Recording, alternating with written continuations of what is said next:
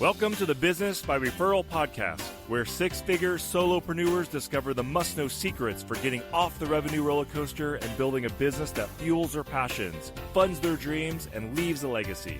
We'll be bringing you how-to tips, tactics, and implementable strategies to put you on the path to building the kind of business relationships that lead to revenue and results. Now, here's your host, the referral diva herself, Virginia Muskies.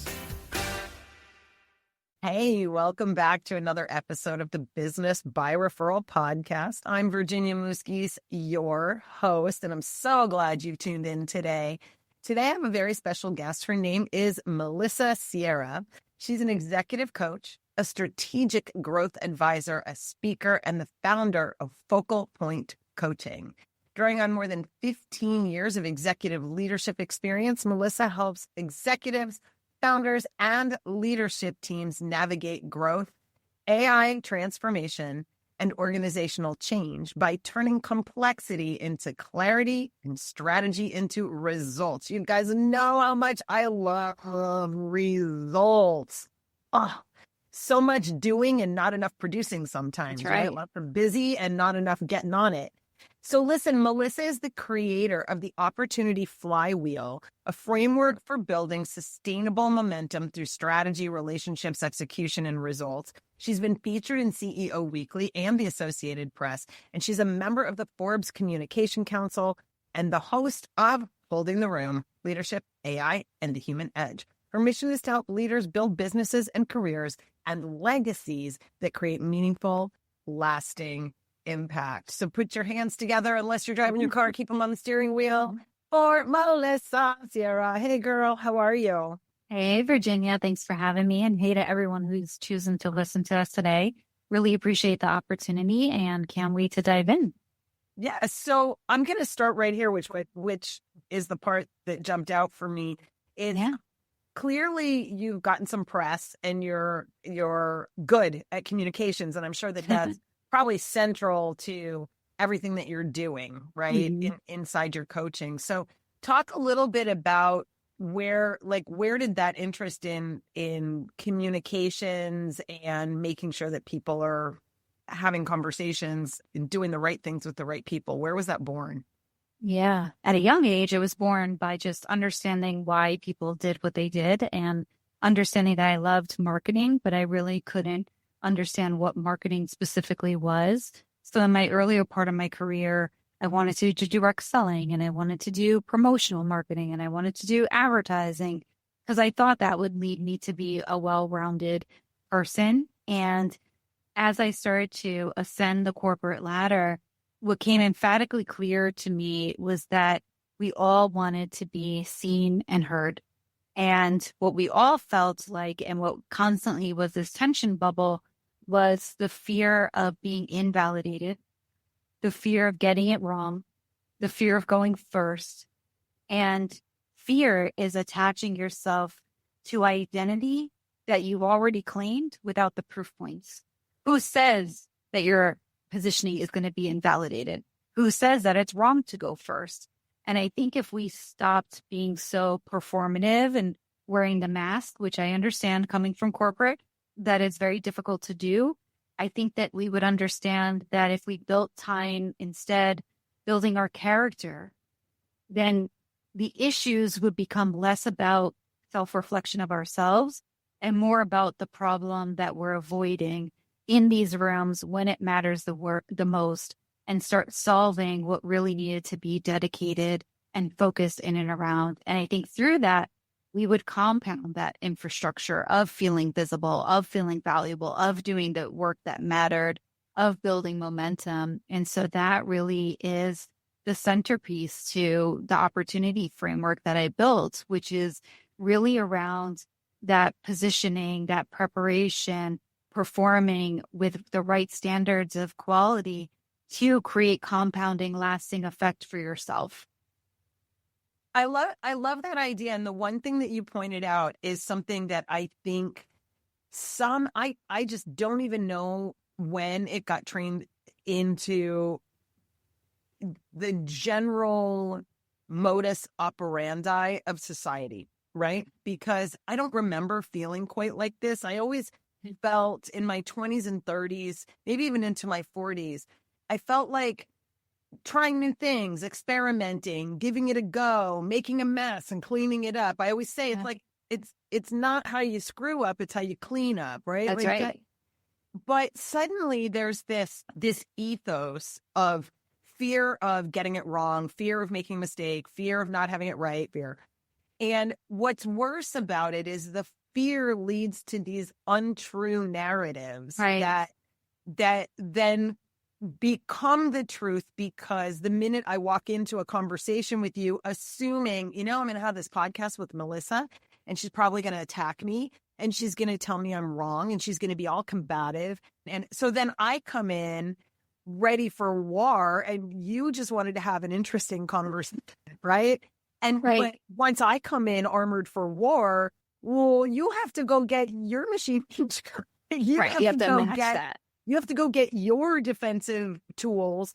And there was no reason for it in the first place. Right. So why do you think it is that we've lost the ability to just assume the best or assume collaborative, positive outcomes from the conversations that we have with people? I think we've accepted the wrong norms of leadership. I think that it's easy to fear being on an island by yourself. And I think that although in times where I've been in boardrooms where I've gone first, or I've been the only one, especially a female Hispanic and the only one in the C-suite, I've actually found that those moments have changed my own trajectory of growth, as well as giving other people permission underneath me to see that it's okay, to see empowerment look differently. And I think a lot of times leadership is posturing. And what I'd like to see more of is coming to the table with humility that builds character, with empathy that challenges what the status quo is, and really accepting that most people have the intention of doing their best and coming together and actually celebrating that for what it is. But there's an interesting person that I watch on the motivational circuit. His name is Ryan Leake. And he has really done a new doctrine, which is around what is it like to sit on the other side of me? And I think that's really important because I think sometimes we're struggling so much for our own individuality that we can't hear where the other place the person is coming from. So a lot of times we're arguing about the same thing or we're seeing the same thing, but we can't hear it and we can't lean into it and we can't celebrate it because we're so thriving and thirsting to be heard on our terms because other environments haven't allowed us to do so, that we miss the whole plot.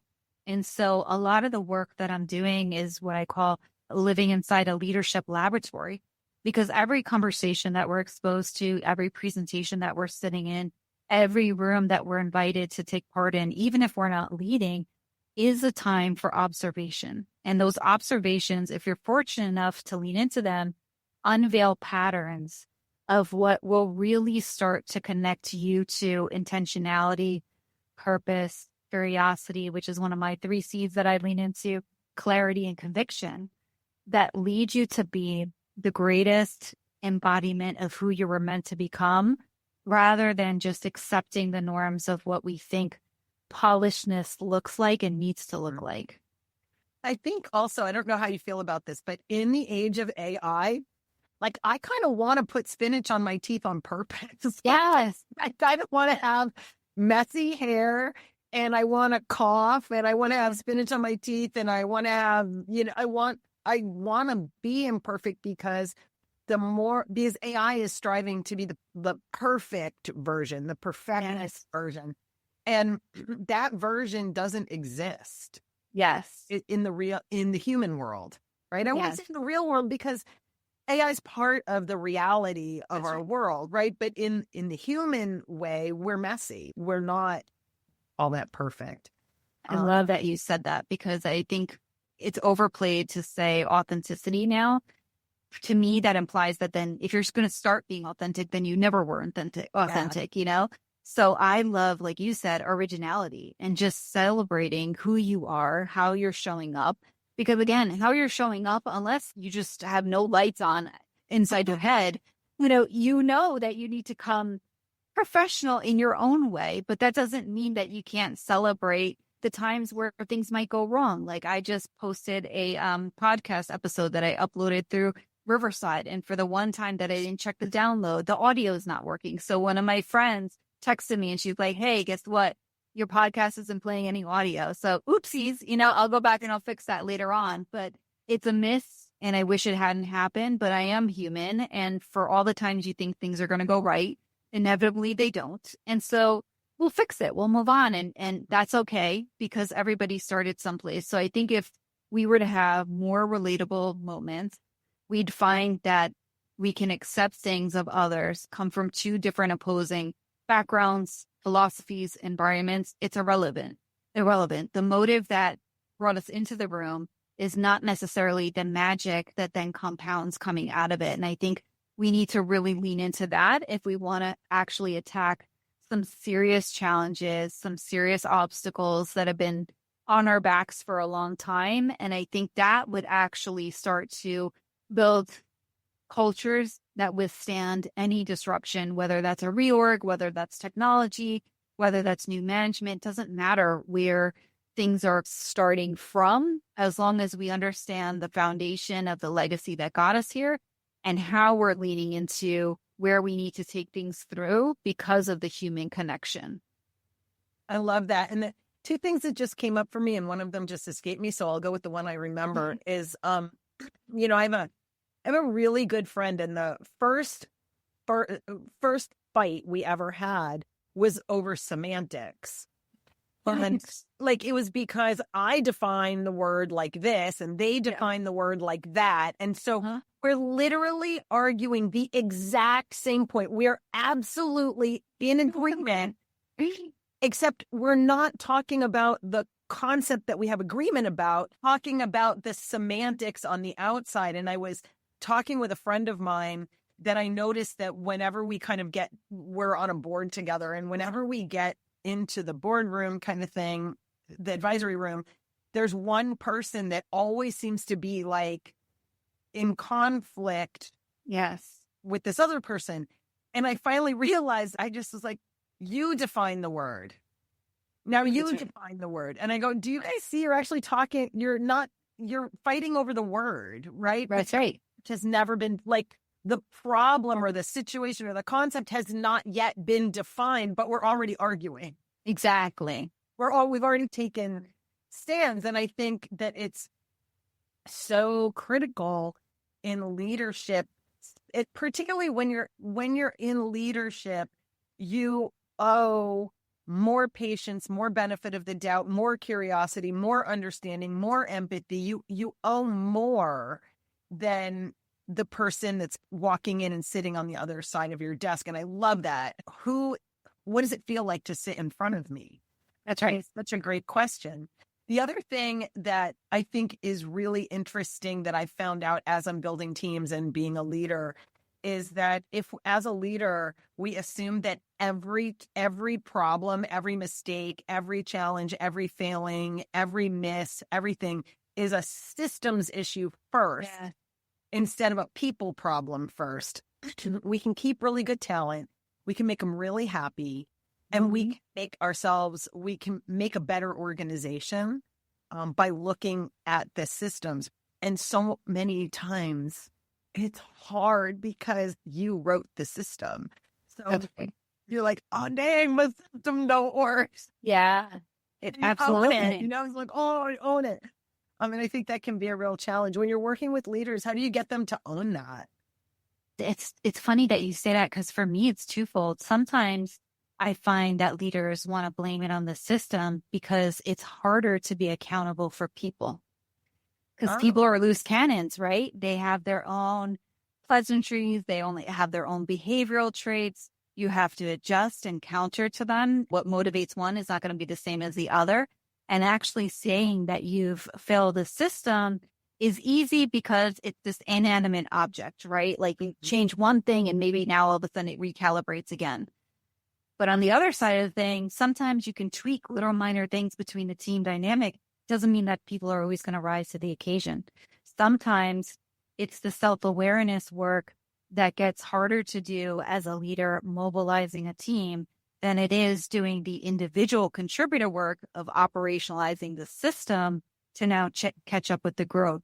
A lot of times to what you said, when they are saying, and they do acknowledge that it truly is a systems issue, getting them to be real with that is getting them to understand that the intention and the objective of where you started is very different than a company that's growing and scaling. So the systems that got us to whatever it is, $2 million, are going to be completely different to now the systems that we're going to need to get us to the next $5 million mark. And so I think people understanding that this is a journey and it's not finite, and that this is not a criticism of your artwork and the labor that you've put into it, is a little bit more an easier pill to swallow, if you will, because now you've matched the merit of your objective of where it was then to the realities of the truths that you're living in today. And now this is just a systems update, what we would blame things on when campaigns didn't launch on time, rather than it's your specific philosophy behind the systems model itself. Steve Jobs had many challenges along his way too, of the systems that he was creating and the intelligence behind what Apple runs off of today. They didn't want it specifically when he was working on his own and he was acting as a consultant by himself. And then they ended up buying that intelligence model for what it is today. You know, Cody Sanchez tells that story much more articulate and much more technical that I could ever do justice on. But I think the merit behind it is very much the same thing. You can build the greatest intellectual property, and yet sometimes the marketplace hasn't caught up to what that intelligence can pay off to. But you have to understand the genius of your unlock, marry to the environment that you're sitting in, and realize that ecosystem and really start to calibrate the story against it and what narrative that you want to tie to it. And if you start to do the wrong identity anchoring to it, it's much harder to then work through that strife. So for me, it's twofold. Sometimes it's when they need to really actually ascribe accountability to their team and how they're leading their team. Other times it's attaching the wrong narrative around the process or the system that they've developed in terms of where it's sitting at today and where it can take the next level to. Got it. So Melissa, you're a solo entrepreneur, or do you have a team? Yes. No, it's me, myself, and okay, I. Melissa, Hence why the podcast episode. Melissa and her 8 AI agents. Got it. My team. So here's an interesting segue. You know, when you talk about the leadership and the narrative and the identity, how does some of this apply to yourself leading yourself? Because most of the listeners of the show are solo. We're doing business by referral and business through collaborations because we're not ready to put money in the Facebook slot machine and pray for a payout. And we're not ready to pay for, what is it? SEO, AEO, GEO, all of it. McDonald farm, you know. We're all doing it through relationships. How does the whole concept of the identity narrative and the systems and that whole piece, that leadership piece of self, how does that play out for you, like on the day-to-day? Yeah, it's a great question. So I've had to learn that the strongest referral strategy isn't asking more people for referrals, but really becoming super crystal clear about the problem you solve and the value that you create, so that the people that are within your network know when to bring your name up in a room that you're not always in. And so that connects really to the corporate executive that has this amazing, enormous network, but surprisingly doesn't know the right opportunity architecture to orchestrate around. People know them, they like them, they respect them, but they really can't articulate who they are for, what they are for, how they super serve that. So if I think about it, it's really flipping the old belief around networking, creating opportunity, to the new belief that I have even for myself is that clarity becomes the opportunity and relationships simply accelerate it.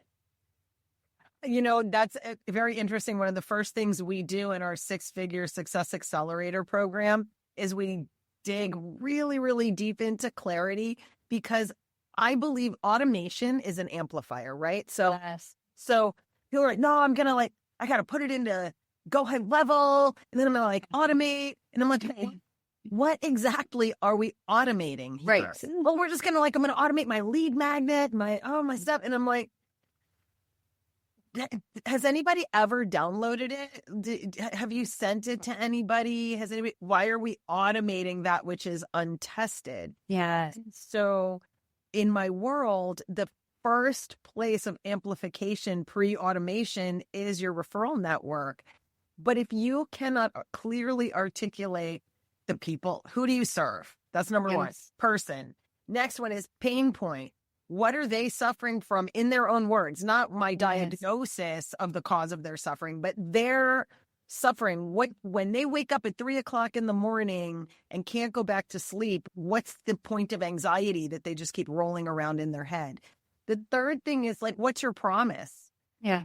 What's your promise? And if they didn't, people say, well, I'll get you out of pain. Okay, but that's not far enough. Yes. Get you out of pain is like telling a kid, don't touch. Yes. They don't know what to do instead. So, and then it boils down to just having really clear process. Like you have a proprietary process, which is amazing, right? To say like, these are my steps and we're going to hit these milestones and we're going to run everything through this lens so that we know that you're moving in the right direction.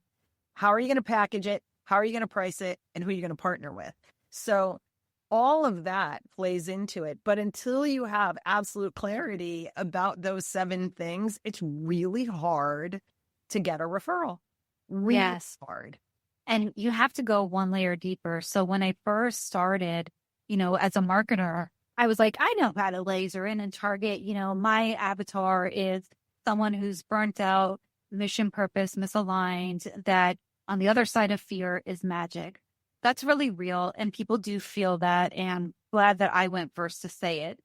It resonates with a lot of people, but it's so superfluous and intangible and not crystal enough. Like, how could any of one of my network partners actually know how to watch for that? And if I can't, like you said, really train and automate them around that and be super crystal clear as if they were me presenting in a room, how the heck should they know what that shows up like? And how could they know that, like, how that's going to surface up? Like, I can, because that's my super strength, but they can't. So fast forwarding so many months of just sitting in my leadership laboratory and having my own observations of where prospecting calls had gone amiss or partnership calls really didn't land the way I wanted them to and took a hard left, 5 minutes in, it really came down to, I help people that are in an impasse really help remove what those obstacles are by understanding we're not going to go through monumental shifts of achievements. We're going to go through hard-nosed moments of advancements, because achievements are very finite. And yes, it's very exciting to hit your first $1 million mark. You get there and then you're like, okay, well, what's next? And then, your opportunity or your enthusiasm kind of goes to the wayside again, because now that next stage is difficult because you feel like you're starting from scratch. Advancements, even for myself as a solopreneur, are very exciting in that moment because motivation is fleeting. But the stickiness behind doing the boring things over and over again is because having conversations like this feel like advancement in my business, getting into the right rooms, proximity mapping with the right people, having that curiosity, which is what you led with from our first 2 seconds in, is really why we got into business, because we want to build a life for ourselves and the people around us that we curate to look very different. And in order to do that, I have to be so lasered into making it easy of a layup for them to know automatically, oh my God, Melissa is who you need to talk to. She's going to bring you a chock full of information that I can't articulate, but I know that you've been talking about XYZ. She's the person that you'll want to talk to. And likewise, for me to do the same thing and be the pebble in the pond, which is what our franchise stands for at Focal Point, I need to really be understanding what it is that you're bringing to this conversation and how can you serve. So a lot of more conversations I've noticed out in the field are people asking me that, how can I serve you? And I'm reciprocating that. But I think just getting a little bit more declarative and imperative with how we're speaking to our audience is key. The other thing where I think this comes in that's just as imperative is we're all tuning into AI and we're all trying to use it, right? And I swear on all things holy, if I read another email from one of my JV partners, sorry if you're one of the JV partners listening right now, but I am like, you've done everything right, but you're still not getting results. I mean, I feel like I'm listening to a Ronco commercial from the 1970s, and it's so tropey and trite. And I literally now, when like sometimes my AI backslides and it knows when I type WTF, it's back again. Oh, I used trope number 57 that you banned from me 6 months ago, right? Because God, it's crazy. But when you have clarity, when you have curiosity, when you have that, and you can get that embedded into the AI brain cell, into the language models training around yourself, you really can get a much higher quality output, not only for, writing random nurture emails or whatever, but when I'm sitting there saying, I'm going to put on a summit, and this is what the summit is going to be about, and asking it questions, and it writes me how to launch this summit playbook that doesn't look like any other generic playbook. It's super personalized to the standard playbook. Looks like this. That won't work for you. What's going to work for you is one of these 3 things. Does any of that resonate? It really is conversational to me. And I think what you're talking about, whether you're leading a team or whether you're solo, really making sure that your AI has the clarity of thought that you have helps immensely. So imagine having this immense clarity around who you are and who you want to work with and what you call them. And it can tell you when you plug a name in and a LinkedIn profile and say, yeah, this person does look like that, or this person doesn't look like that. Yes. Which is quite amazing. Maybe I shouldn't be loving AI so much. I am digging it. No, I love it too. And I think what you're saying is really true, because automation is great, but if you lose your individual approach, your thought, your perspectives, that's where it goes wrong. So a lot of people on LinkedIn will reach out to me to connect, which I'm open to. But then when they ask me what my perspective is on leadership or AI, I post 3 times a day, 7 days a week. If you don't know what my perspective is, why are you even asking me? Stop this. Or the alternative is I have people that will take my entire podcast, run it through AI, and then verbatim spit back to me what they liked about the podcast, to the point where I'm like, are you actually, there's no way you're freehanding word for word what I've said on these podcasts in this unique, very poised way for it to generate with you. I can tell something wrote this for you and just took everything and synthesized it in 2.5 seconds. So there's a balance, like you say, of hyper personalization to the chock full of vapidness that's out there too. And being able to use AI as your super strategic framework is your superpower, but only if you know how to prompt and only if you know how to put in the guardrails, like you said, and have it keep you honest. Don't accept the first output it gives you. Play devil's advocate back to it and make it be your workhorse, and also ask it for non-observational feedback, because the way that we get around the sea of sameness that's out there is having it lean into who your professional identity is, how you're showing up, and be able to supercharge any ideas that you've had out there, but also ones that not every AI model is going to come up with. And for God's sakes, do not use the same Claude download template that is the navy blue background with the gold. Everyone can tell it. So I don't even know if those are your original thoughts, even if they really were, and you just had AI build the deck for you. I can tell that wasn't you, because you're using that. So try to pick up on the sea of sameness, the commonalities, and like you're saying, and really standing up of being your initial thought leader, authentic, original self, for you to preserve the integrity, because that contrarian view in and of itself is going to carry you a lot further for your referrals as well. I love that. I have to say, you get the greatest vocabulary. I'm looking at her, I'm like, oh, that was a great word. It's good because I'm math dyslexic and I failed on the math side of it. So great. Like, it's like the best vocabulary. Thank you. So listen, when it comes to you personally in your business, what's one of the big things that you're running into right now that just stymies you? You're like, God, I'm so stuck here. Where are some of the places where, as a solo consultant, you find challenges?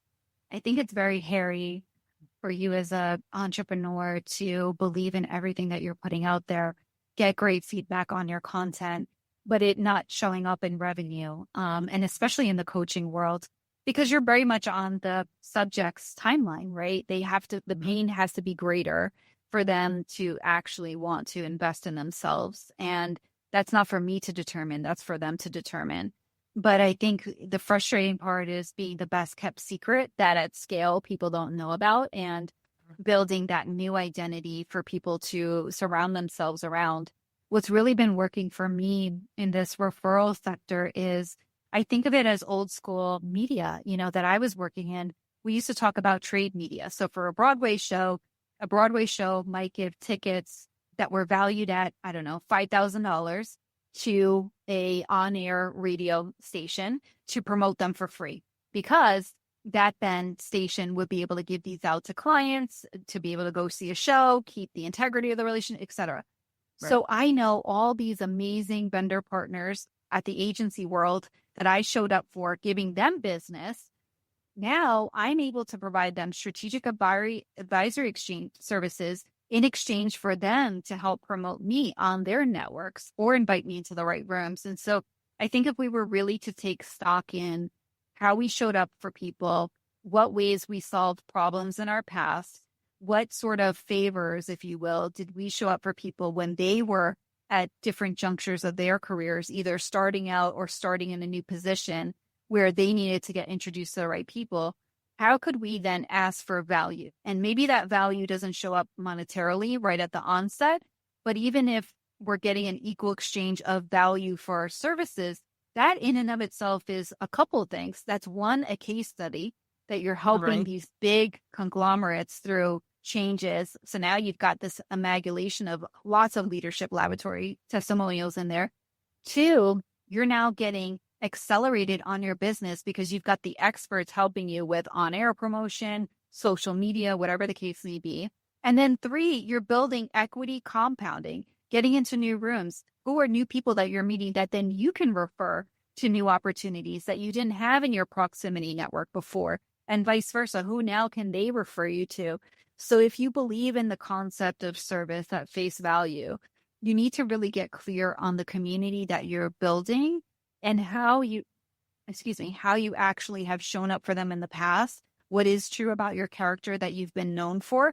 And now in this new light, how are you being known for it compounded with this identity? Because we're all walking into shifts. New shifts don't necessarily mean new business. You could hold a new title at a new company or the same company, a new title.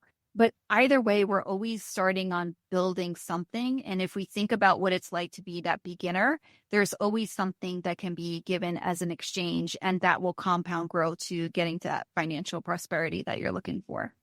I love that. And so for you personally, there's this, I can't even remember who taught it, but they talk about the 4 constraints, right? Which is lead flow, offers, sales, and fulfillment. Where does it break down most frequently for you personally in business? At the top of the funnel, or is it somewhere down at the down? I would say lead flow, particularly because I straddle between coaching and consulting.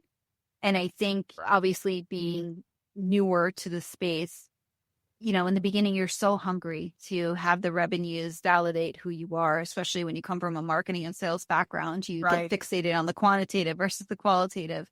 And you want to make sure that, you can stand the test of time. But the reality is that you do need to build your network in a new light. And I think for me in the beginning, I was just so stuck on a number that I wanted to hit, leaving the corporate handcuff gloves and being able to walk into that and not disassociate myself with my identity.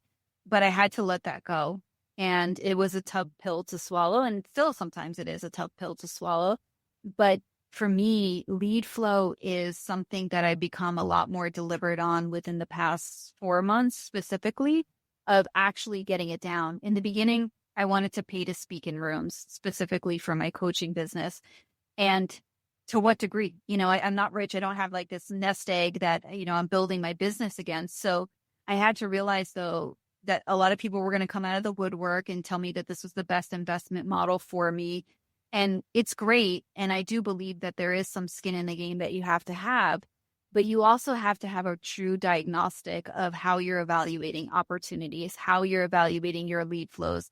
Because I would get into those rooms, then all of a sudden the system that I knew to rely on was thrown out the door. I was just so happy to get invited to speak that I didn't have any calls to action. I had nothing that was going to say, okay, this was actually return on investment for me, because I thought by osmosis, people would just think this is an amazing talk. And I'm so articulate that, of course, why would they not? And of course, yes, let me smell your why not? I couldn't take my car. And shock and awe, obviously that didn't work. So just things that you take for granted working because the title has been given you for so long and you're working towards responsibilities versus driving career-oriented action become so real for you as a business owner. And I'm humble enough to admit those mistakes because I feel like they're what compounded my growth, because I get actually excited by failing these days. I failed so much in my first year that I've actually grown more in the past 12, 18 months than I have specifically in 2 decades worth of corporate. Yes, I was chasing my own promotions and I got all the way up to the C-suite, but they didn't look like they were developing my character. They were just a trajectory that I was told to do like everybody else, keep climbing the corporate ladder. And they weren't on my own terms, and they weren't like I was actually accomplishing everything from start to finish. So being a solopreneur is truly hard. Being humble is hard, but I care less about what people think about the limitations of what I've had. And to me, the advancements that I've been able to achieve mean so much more to me and are so much more fulfilling to the unlock of what I think this promise is that I have in terms of stepping into this new light, that I'm willing to walk that journey and be fully candid about it. I was talking with a gal the other day. She says, I've been an accountant for 30 years. I'm a great accountant. I'm the best accountant. So I gave myself a name and I made an LLC. And I was like, I am now a free agent. Declaration. I built it, but nobody came. And the reason for that, which I think I've addressed this a couple times on some other episodes, is I asked ChatGPT, how was it in Field of Dreams that Kevin Costner got the message, build it and they will come? Yeah. That doesn't happen at the beginning of the movie. Like I don't know, right. It's in the middle, right? And I said, why is that true for the movie, but not true for me? Right? Why is that? I love that you asked that. And ChatGPT said, well, Virginia, I actually do think you've done it like Kevin Costner. So I was like, okay, the average solo entrepreneur, right? Like, the point was that what we do is we build our skill set. Mm-hmm. Then we build an entity. And then if you're a coach, consultant, author, speaker, whatever, we write a book, write a speech, create a course, do a lead magnet. We do a bunch of creating, and then we wait for people to come. That's right.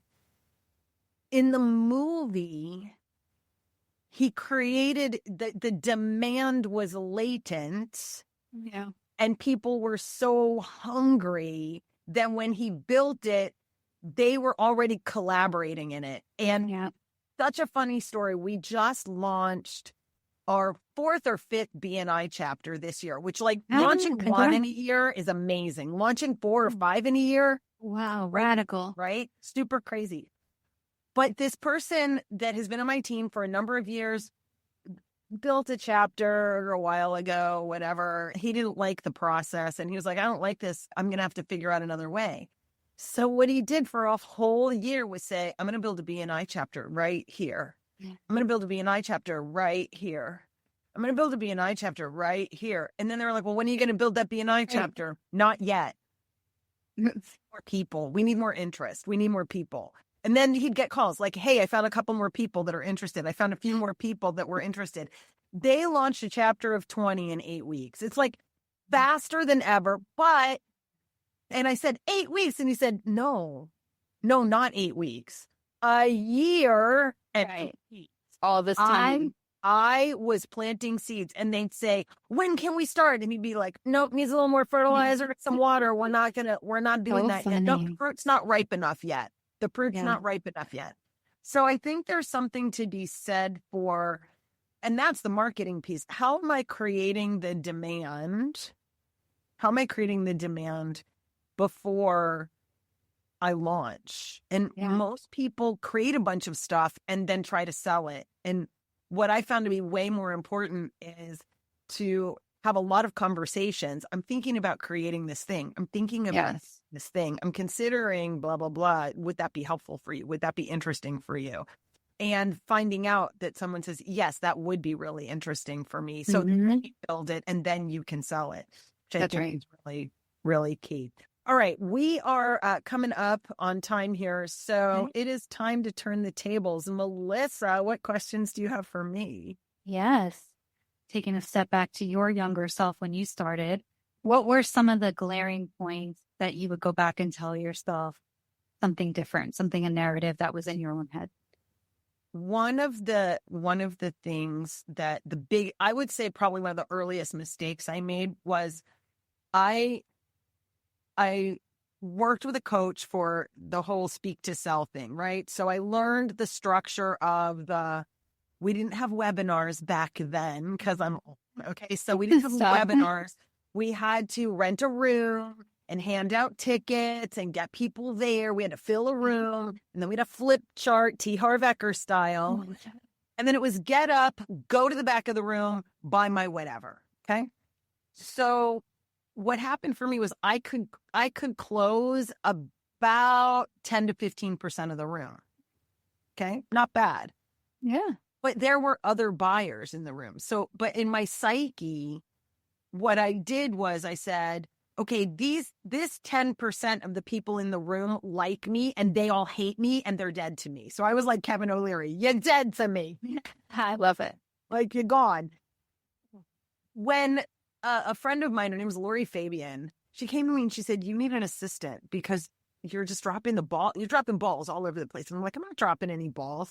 Because what she was seeing was that there was no follow-up with people who had some interest, but they needed more attention before they were going to swipe their credit card. Yes.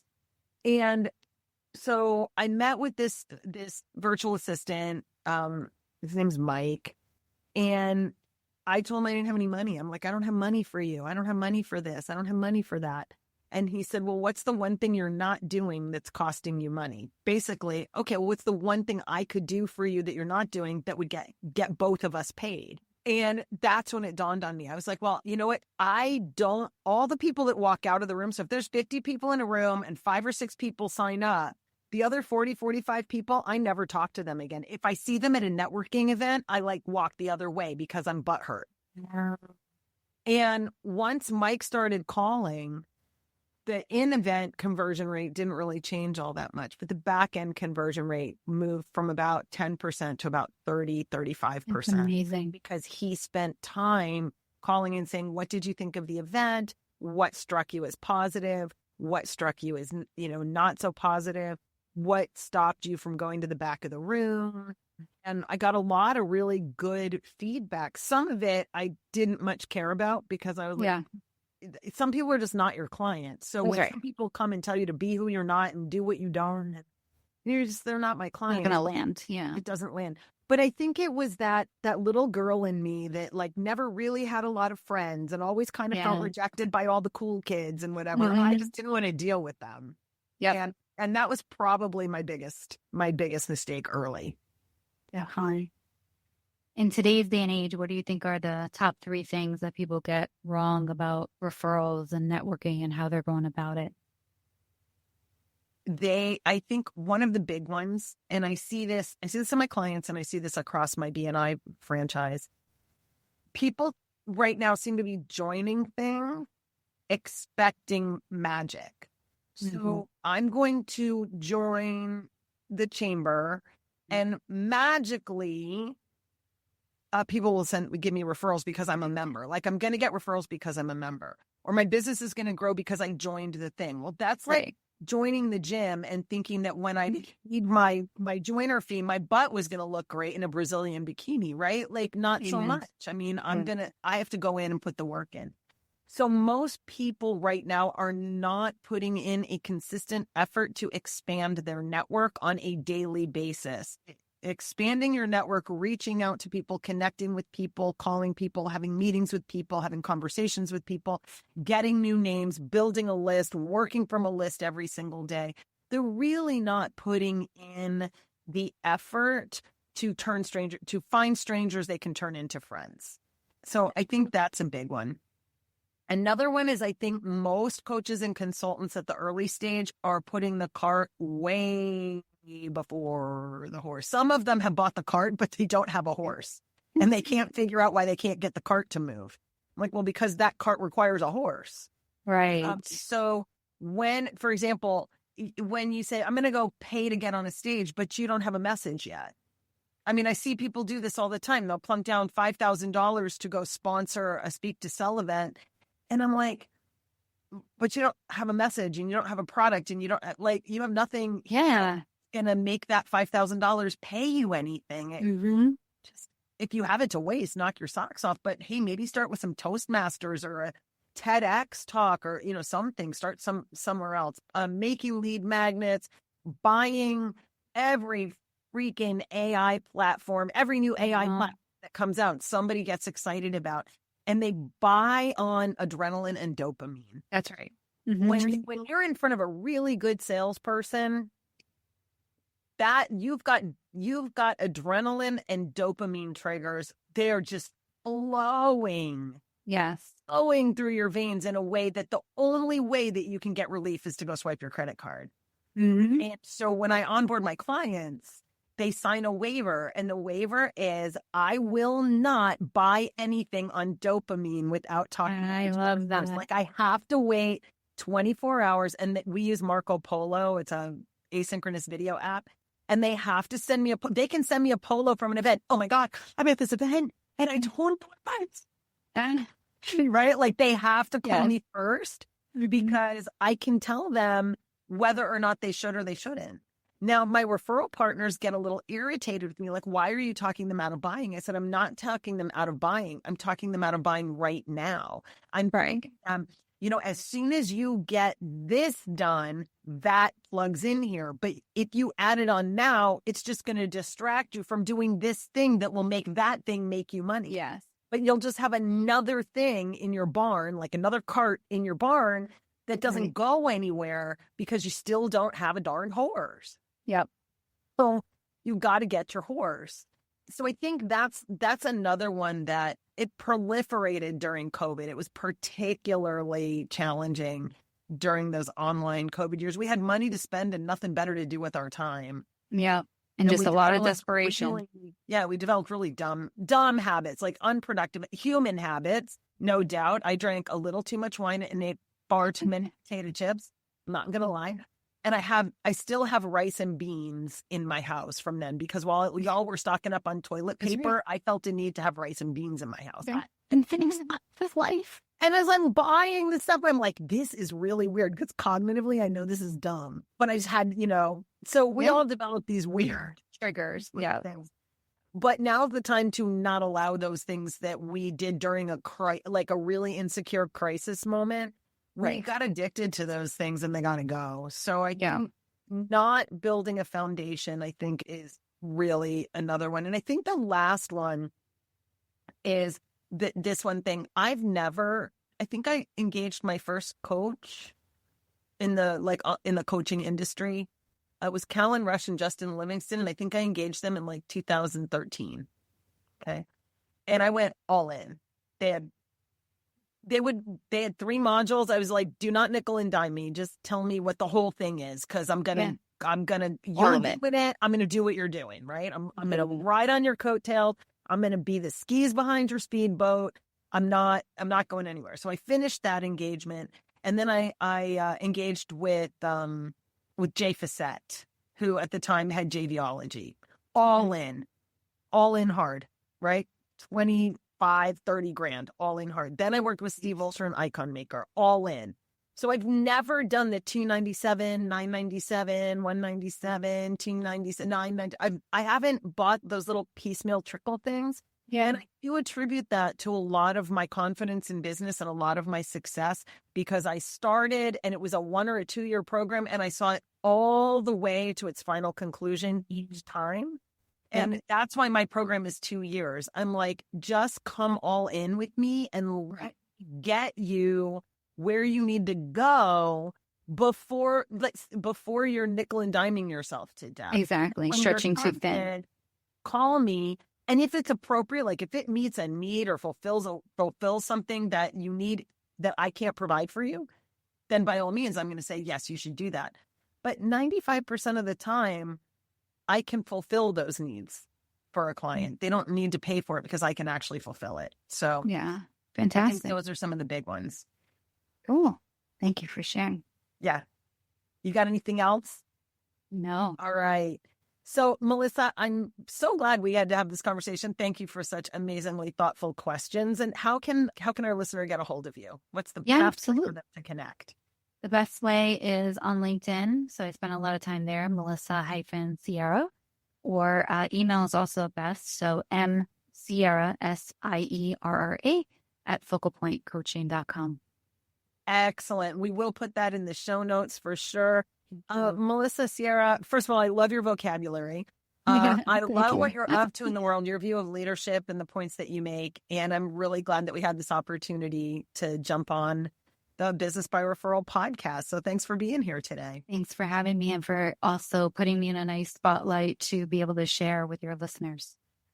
For you who are listening, if this is your first time with us, do make sure that you go to bbrpodcast.com, click on the gift vault and grab your Business by Referral blueprint. It is updated now with videos and QR codes and workbooks and all kinds of fun stuff to help you create a business that is powered by referrals. And until we meet again on the next episode, be remarkable. Thanks for listening to the Business by Referral podcast. Be sure to check today's show notes where you'll find all the important stuff you want to remember and forgot to write down. Want more information on how you can build a business relationship that produces measurable results? Go to www.masterconnectors.com/ebook to download your free chapter of Virginia's book, Referral Alchemy, and discover the proven formula for turning your network into gold. Remember, we'd love to hear from you, so remember to subscribe, rate, and review the show. And until we meet again, be remarkable.